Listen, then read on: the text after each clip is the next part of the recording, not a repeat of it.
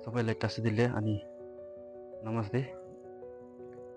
आज फेरि है अब बुद्ध धर्मकोहरू सिक्ने अब बोल्ने मन पर्नेहरू धेरै हुनेछ है।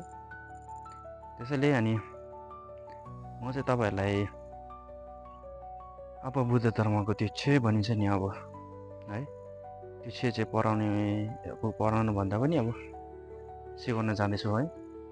अब नेक्स्ट भिडियोदेखि सुरु हुनेछ। यो चाहिँ आजको लागि चाहिँ अब खालि भनिराख्ने हो, अब कहिलेदेखि स्टार्ट हुन्छ भनेर हो।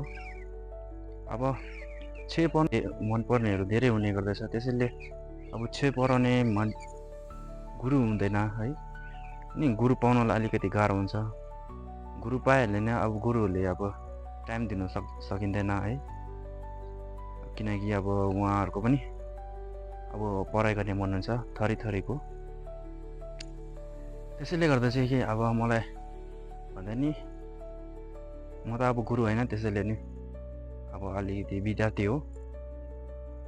अब त्यति गर्दा पनि अब म तपाईँहरूलाई सिकाउन जाँदैछु। अब भोलि पर्सिदेखि नेक्स्ट भिडियोहरू आउने गर्दैछ। अनि त्यो अगाडिदेखि अब पछाडिसम्म सबैहरू सिकाउने हो, नि पढ्ने सिकाएर त्यहाँदेखि पछि अब त्यहाँभित्रको अब मतलबहरू पनि बुझाउने गर्नेछु, त्यहाँभित्रको छेहरूको बारेमा है। अनि त्यहाँदेखि पनि अब धेरै कुराहरू सिक्नु मन छ भने म सिकाउन जानेछु तपाईँहरूलाई।